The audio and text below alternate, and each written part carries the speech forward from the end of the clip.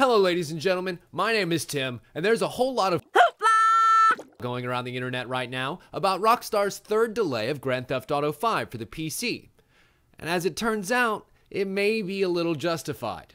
For those like me who haven't been rapidly counting down the days until the release, let's do a quick recap to catch up to where we are now. Last June, Rockstar made the announcement that the PlayStation 4, Xbox One, and PC versions of Grand Theft Auto 5 would be coming roughly around the same time, late autumn of 2014. Then in September, they announced solid dates for the PlayStation 4 and Xbox version, having already come out on November 18th, with the PC port getting pushed back to January 27th, some scant 2 months later, offering players who pre-ordered the game $1 million, split evenly amongst your Grand Theft Auto 5 story mode and online mode accounts. The PC release was then delayed a second time, just 2 weeks before it was supposed to come out, pushed all the way back to March 24th. Which brings us to today, just 1 month before that date, and now it's getting pushed back again to April 14th, with a scant peace offering of $200,000 more in-game cash to grease your wheels a little bit. And so now people are pushed ever closer to the top of their rage mountain, much like that cliffhanger game in Price is Right. And also like him, there'll be a point where they simply go over the edge and just not care anymore. And of course, those that pre-ordered or even pre-purchased the game are screwed into waiting out what they're understandably scared may be a bad product release. And a scared customer is like a wild beast, man. Once you back it into a corner, it'll just come at you with nasty, big, pointy teeth. What an eccentric performance. And this isn't even to mention the dangling carrot that's been heist mode. But that's not to say that Rockstar is the first ever, or the first this year even, and GTA is not the first series, GTA 5 not the first game within this series, to be delayed for some reason. Most games that are coming out now are having their release dates updated or postponed or whatever marketing word that means it doesn't come out when you think it's going to come out, sorry. Take The Witcher 3 for example, which has already been pushed twice. Once from autumn of last year to February this year, and then again from February to now May 19.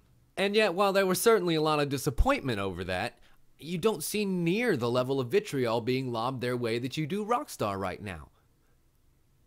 Why? I think it has a lot more to do with the expectation of the product that's going to come out of this delay, instead of the actual delay itself. People are a little bit more gun-shy with Rockstar because delays have not always meant improvements with them and other open-world games of that type. Because as a consumer, that's all you really have to go on is the hope and promise that the wait will be worth it. That the time is being used for those last little bits of polish, those insertions of love that make the game worth buying at full price. Because that's what this is all about. As a wallet-level investor, it shakes my faith in the company when they release an already delayed product that's still a buggy mess full of poopy butts, and I have to wait for patches or mods to do the job that should have already been done in the first place. I know, that's a lot to ask. Make a complete and quality tested game before it comes out and tell us it's done when it's actually done. But if you look at the amount of companies that have the soon trademark joke made about them, you'll realize that none of them actually make bad or incomplete games. So maybe they're onto something? I don't know. Ultimately, it's the game that will show us what progress was made during that extra time. But it's really hard to know what was done during those extra few months unless you actually go and ask the developer themselves. So all we have to go on is the game as a whole. Which means in order to be a smart customer, in order to make sure you don't get inadvertently screwed out of your money, you have to wait for the final product. Period.